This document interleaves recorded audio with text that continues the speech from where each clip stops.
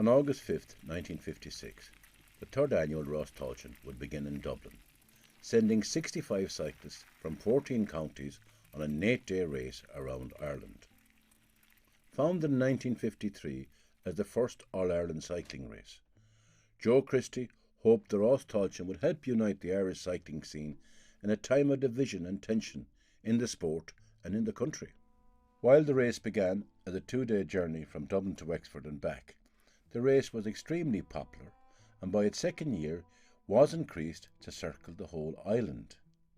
Race organisers hoped to inspire unity amongst the people of Ireland through the promotion of sport and Irish culture. This striking poster was one of several that Jackie collected. Featuring a beautiful Gaelic revival design, the poster was used to promote the race in Ballina. The drawing is from a Dundalgan poster press from 1925 and is likely the work of popular Gaelic revival cartoonist Austin Malloy. Alongside Malloy's art is included details about the Cayley Moor for the cyclists. The poster, which was created by race organisers, was used throughout the route and promoted the unifying vision of the Rás. However, the race of 1956 did not go as planned. In Lurgan, the race was stopped by the police, who forced the lead car to remove the Irish tricolour from its vehicle. In the confrontation, the police broke the flagstaff, and a fight broke out between the police, the officials and the cyclists. Refusing to race without the flag of Ireland, officials decided to end the race for the day, but would proceed in a go-slow protest. This was not the end of their troubles. Outside of Cookstown, the race was once again met by the police, who required all vehicles to remove all Irish flags, including their identity discs. Once in Cookstown, the cyclists were confronted by an angry mob that tore cyclists off their bikes and beat them with broken bottles and iron bars. Finally able to escape the attack, cyclists were driven for the remainder of the route to Armagh. The next day, race officials directed the cyclists to head straight for Monaghan, cutting short their intended route through Northern Ireland.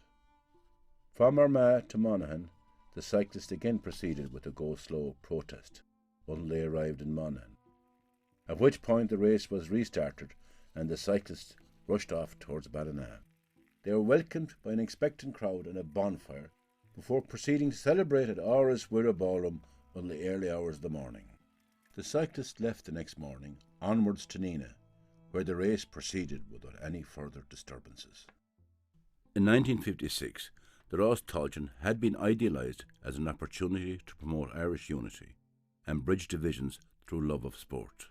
But the cyclist experience in Armagh highlighted the tensions and passion that still prevailed, and the race would not take its route back into Northern Ireland until 1968.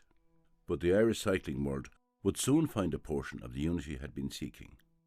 In the 1950s, Irish cycling was deeply divided between three organisations: the Republic of Ireland's Cumann Raitheach na hÉireann, the Northern Ireland Cycling Federation, and the 32-county National Cycling Association. Foreshadowing the peace process of the late 1990s, in the 1970s the three groups overcame their differences to create a unified cycling organisation for the whole of Ireland. Central to the unification was the Rás Tailteann. Founded over 20 years earlier to promote Irish unity, the Rás had become a symbol of peace and reconciliation for Ireland.